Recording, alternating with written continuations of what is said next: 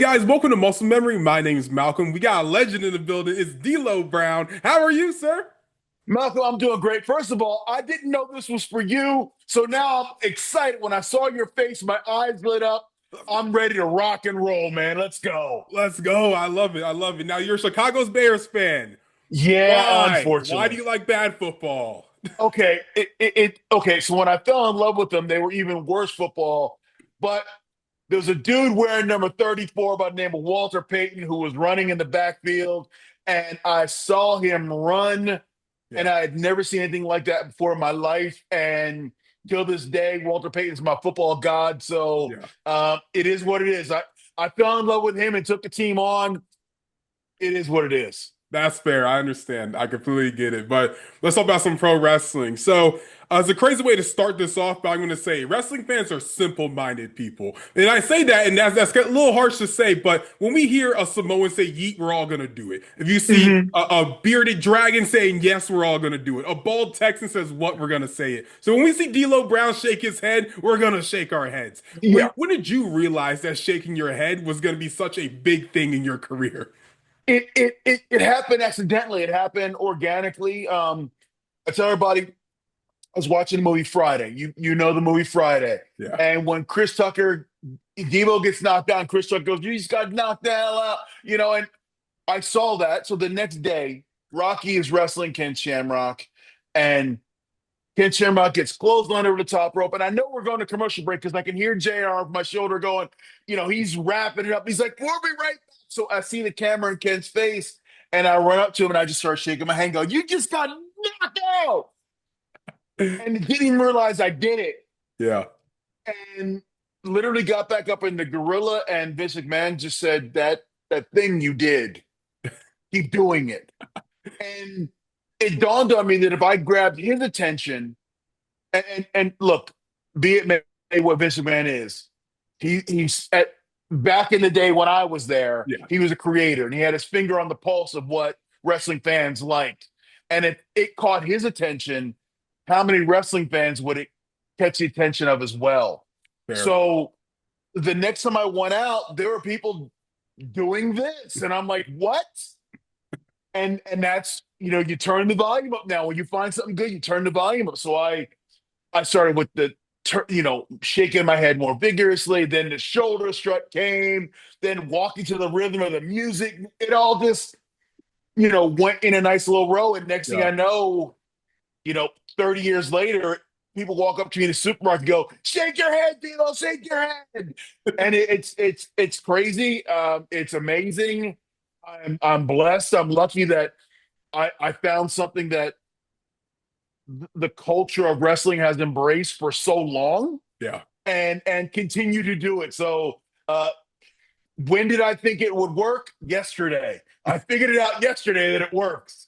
I love it. I love it because it's such like a simple taunt, It's like something that everyone Yes. can do. It's easy for Hmm. like wrestling fans to digest that and also do it to like each other. It's really transferable as far as like what Hmm. people do in their normal life. Playing sports in general. It just works for so many different scenarios. So I'm glad And you have and like you that said it thing. you said it earlier when you said wrestling fans are simplistic. It's a positive thing because Yeah. the more simple the thing is, Mhm. the more it can be ingrained in culture and the more it can be acceptable. And if it's too difficult, no one wants to do it. But if it's a simple thing, yeah. If you smell, Yeah. oh, you didn't know. If it's a simple thing, it hooks on forever. Absolutely. What do you think about like modern day like wrestling? I'll say trends, I guess, they're getting really popular as far as like Jey Uso, like I said earlier, doing the yeet. Like how do you think wrestlers nowadays can find that thing for them that will like really catch on? It's crazy because it's you see a lot of guys try a lot of things and it doesn't work. Yeah. And then something done simply as a yeet or a yeah, Yeah. you get 20,000 people screaming it back at you. It is trial and error. Like it's never going to change. It's trial and error. It Mm. is go out there. You got to try it. It's live reps and live ammo in front of the crowd. And either they're going to turn against it or they're going to embrace it and give it back to you. And you don't know till you try it. So the one thing I can say is keep rolling the dice and keep trying everything, guys, because one day something will stick. and it'll be the most simplistic thing. You'll say to yourself, I should have thought of that 10 years ago. I love it. I love it. Now, I want to talk about like your time wrestling in Japan and All Japan Wrestling, All Japan Mhm. Pro Wrestling. You were in a group, obviously. ROD had Umaga was a ROD. part of it. Yeah. Yes, Um, sir. can you tell me like your favorite memories working with Jamal over in Japan and just overall being a part of ROD? Okay. I'll tell you one that encapsulates him in a nutshell. He's by far, Eki is the most athletic, most gifted, best Samoan wrestler I've ever been around. And I'll say this, he's wrestling Kojima. And Kojima's big finish is the clothesline, right? So he gives you the big Koji line and the crowd goes wild, right? So we're coming up to a spot where I know what Eki's going to do.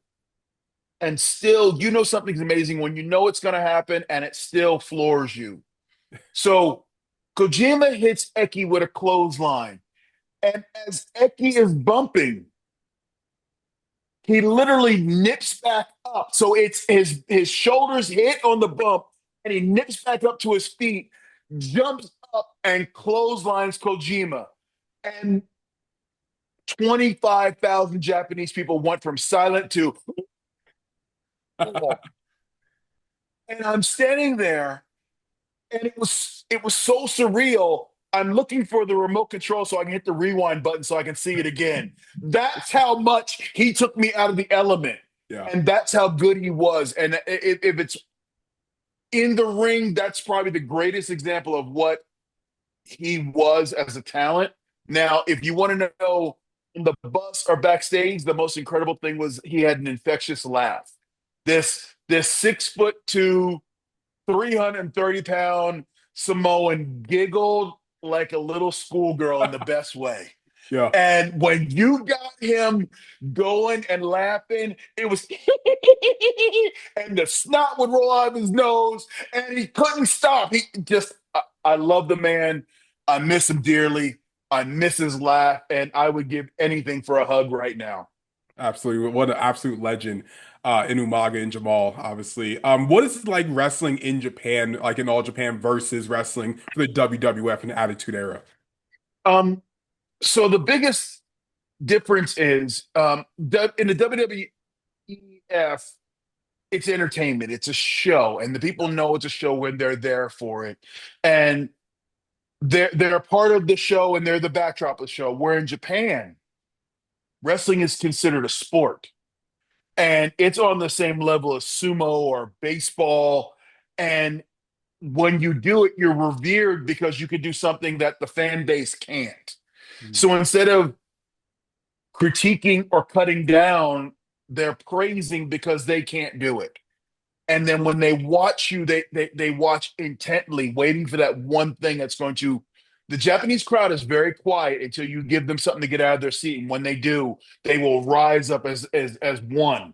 Yeah. And it's so cool. The differences are now it's the differences used to be that way. It's now coming together more so now where it's becoming more sports entertainment over there with the advent of the companies working a lot more with American companies and a lot more of American wrestlers going over there. The fan base has really gotten acclimatized to the sports entertainment brand. But when I was over there in the early 2000s, it was sport. It was the number behind sumo and baseball was the number three sport in the country. I believe it. I believe it. Absolutely. Yeah, such a big thing over in Japan, where like obviously still really big in America as well. And you were Mhm. part of like the most popular era of pro wrestling. As Yeah. someone that was a part of the Attitude Era and like a known figure, part of the Attitude Era, and looking at modern day wrestling, a lot of people nowadays are saying that like wrestling in 2025 is back. It's cool again. Someone who Yeah. wrestled in Attitude Era versus like this 2025 wrestling era, how would you compare it to? Is the wrestling truly back in the same way it was in the Attitude Era? What's your thoughts on that? It it has in 2025, it has the very similar vibe of what Attitude was because it's crossing over into pop culture, but in a different way. We crossed over because we had movie stars and TV stars wanting to be part of it. Well, now it's influencers and rap stars and now that wrestling WWE is on ESPN. Yeah. Like it's mainstream. I was watching a football game the other day and I saw an advert. The announcer did an advert for WWE Raw. And I'm like, wait a minute, this never happened. So Yeah. wrestling is cool again in a way because the amount of places Mhm. it is so much mainstream now, and it's partnered with the sports leader of ESPN. Like it doesn't get any bigger than that for a sport. And so in different ways, but in very similar ways, wrestling is back. It's cool. It's out there. You look at the amount of people who are at shows when WWE can tout that this is the record gate for this building. This is the first, this is the highest grossing Raw in history of Raw. Like that's saying a lot. And when you get people traveling to Vegas for 2 years in a row, which were coming up for 2 nights in a row, and 100,000 people will take over a city that's accustomed to hundreds of thousands of people taking over. But in a city I live in, like in Vegas, to see the wrestling fans take over the city like they did last year, Yeah. man, wrestling's cool. Wrestling's back, and it's in a good place. Hell yeah, hell yeah. And during your time in the Attitude Era, obviously you're part of the Nation of Domination, one of the most popular like stables factions of all time. I saw a clip recently of when Farouk fired everyone in the nation but kept you. Yeah, What was yeah. like that backstage conversation like of like, oh, everyone's gonna leave this faction, but you're staying in it? It was one of those things because I only got to stay because Ron realized that I was going to contribute to the group. Yeah, So when that moment played out in front of everybody, and I went from being bow tie guy to now I was a character, dude, like the emotions you saw in me were real because it was affirmation of the work I had been doing at house shows and backstage and showing the office I could be trusted and showing Ron I could be trusted. So man, when that played out live in front of the crowd and got the reaction it did, the 9-year-old wrestling fan in me was jumping for joy that I'm now somebody in the wrestling world.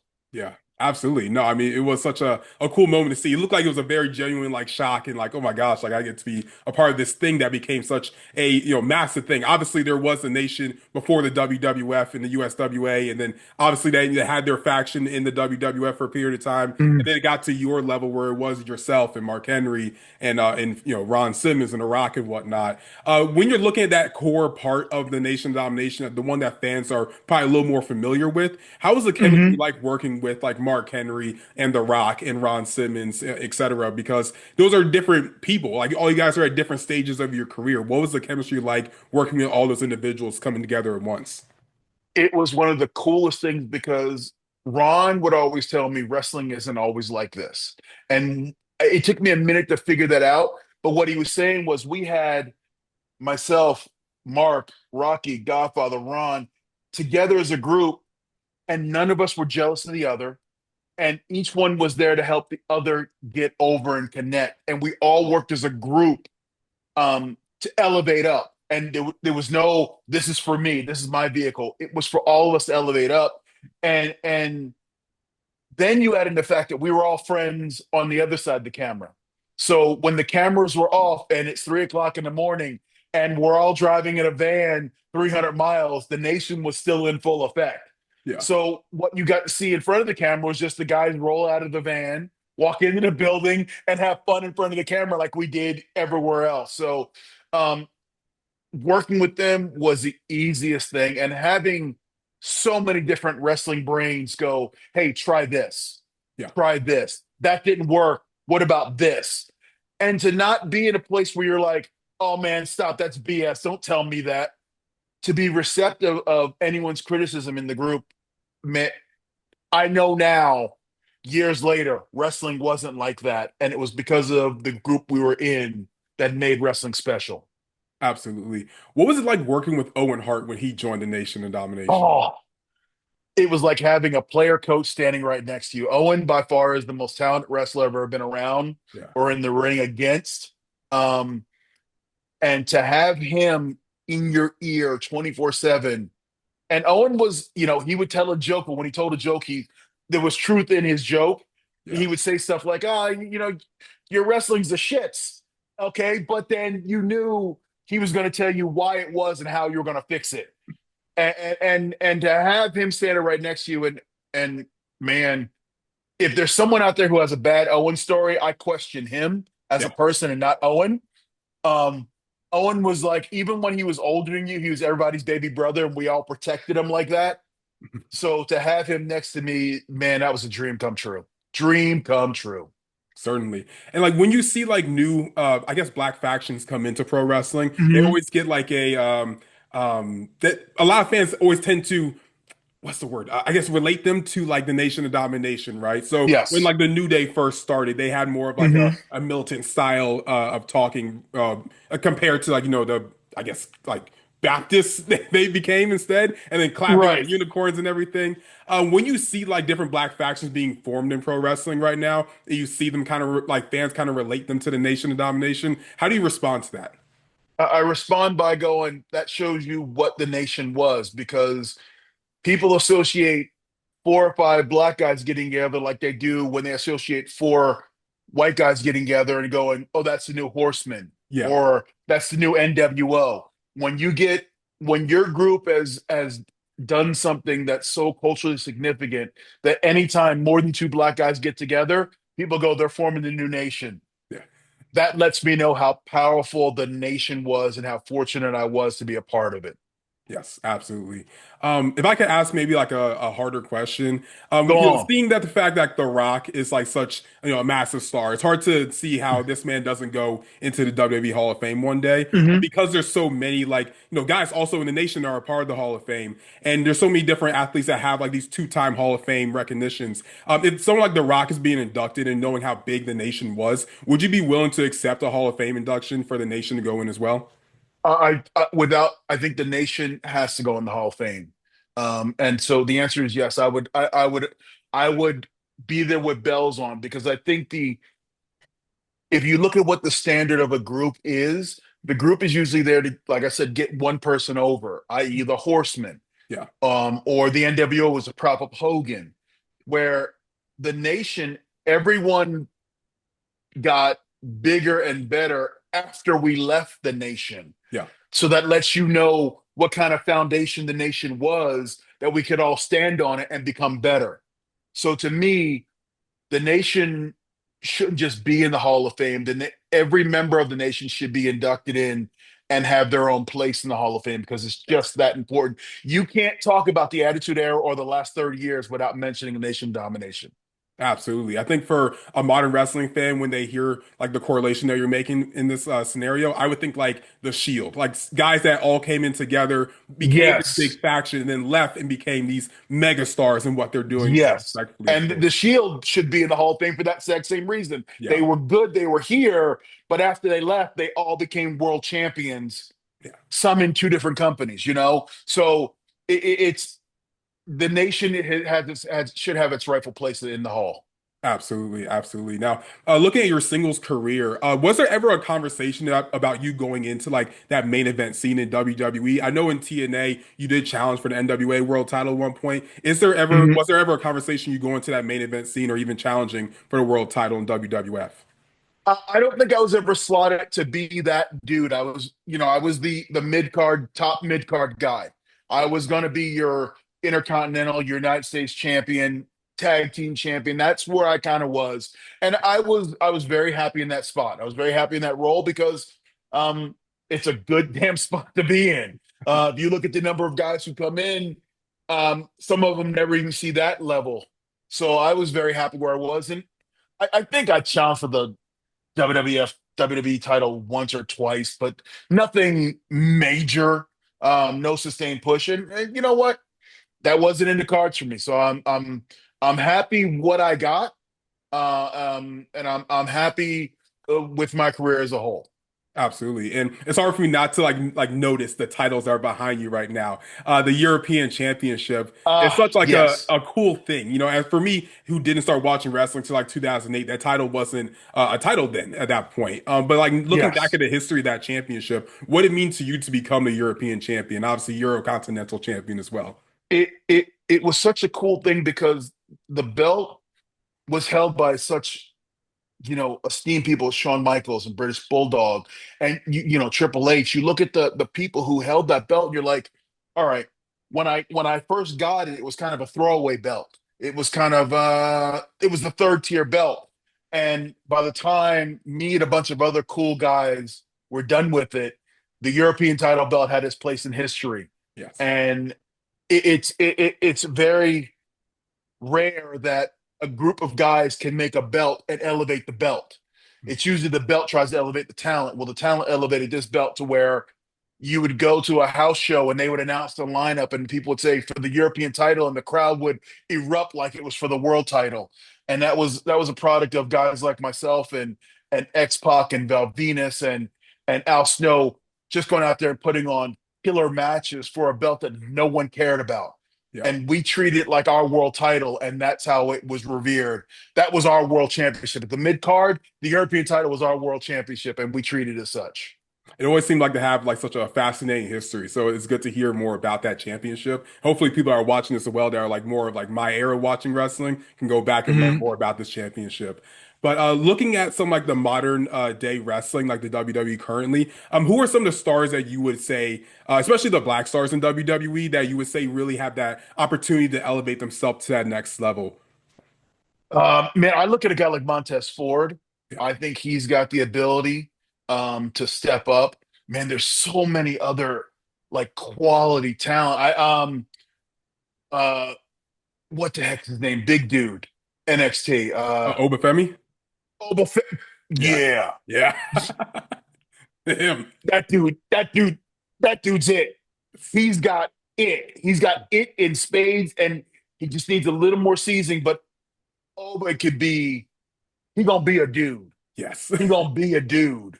Like, and I am curious to watch his career and see where it goes because man, he's got the charisma, he's got the size. Man, does he have the size? He's got the charisma, the size, he's got the look. Yeah. Oba's gonna be it. And I remember here's how I look at Oba the same way I looked at Roman Reigns when Roman Reigns first came into the Shield, and I said that dude's gonna be world champion. I I look at Oba and I go, that dude's gonna be world champion. Absolutely. No, that guy is a future Mania main eventer. He's a fantastic Yes. at his job. Yeah. Absolutely. Someone that I would love to like hear your take on as well, who I feel like is an underrated member of that roster. You mentioned Montez Ford, but I want to bring up Angelo Dawkins, a guy that I Hmm. think is like incredible in the ring. I feel like there's a lot of like similarities of how both you guys wrestle as well. What's your thoughts on Angelo Dawkins? That kid could be my kid, to tell you the truth. He looked just like me. He does. Uh I think because he's standing next to Montez and everyone looks at Montez as that next guy, Yeah. I think he's getting Angelo's getting overlooked. But when you watch him work, he's got all the tools. He's almost too smooth in the ring. He's got the same disease I did, where you're almost too smooth. Everything you do looks almost too good. Yeah. Um, I think he has the ability to be a breakout star if given the opportunity. Yes. Um, it, it it'll be good to get out of the Street Profit gimmick Mhm. and to see where he can go as an individual when that eventually happens. I personally think that guy should really be like, if given the right opportunity, a future intercontinental champion. Because like the way he wrestles, the way he moves, obviously there's a lot Hmm. of similarities I see within like your career and his career. But I feel like Hmm. him being like that intercontinental champion, a really strong U.S. champion, would do wonders for him and also that championship as well. I couldn't agree with you more. I think that would be a great place for him to be slotted and get a little more experience and to learn how because it's a difficult world when you've been in a tag team for a long time to then break out as a singles because when you're tired you can't tag out anymore. Yeah, So it'll be good for him to get experience at that level and get some high profile matches on the U.S. Intercontinental level. I think he could do well. I think he could really do well. absolutely. Two more questions for you. Whose idea was it to form the Aces and Eights, and then whose idea was it as well to add you to that group? So that was the ACNH was an Eric Bischoff idea, and I give him all credit for that. That was a vehicle he created, and I was never supposed to be part of it. If you remember in the beginning, the ACNH when they would do a lot of run-ins, everybody was wearing masks, and Yeah. there were a bunch of young guys going out there and just beating people up. And so Eric just asked one day, "Hey, do you mind going out there and kind of guiding the boys through a beatdown so they can get a feel for it?" Okay, cool. I'm putting the mask on. Don't care. Well, the problem is I've got this very known weird shaped head, and mask on or not, Yeah. people know it's me. So the first or second time I was out, the first time I remember I had a sweatshirt on and my hood was up and I'm doing it. And then the next time my sweatshirt hood fell down and all I can hear is, Dino, is that you? And I was like, and so it was more of a TNA fan base murmuring Yeah. and saying we know that's D'Lo, and then they finally put me in it because then it started making sense for storyline because I was in the office at TNA, so it made sense to have an infiltrator in the office. So it all tied together. So in a serendipitous type way, it worked out where I joined Ace and H, but that was never the plan.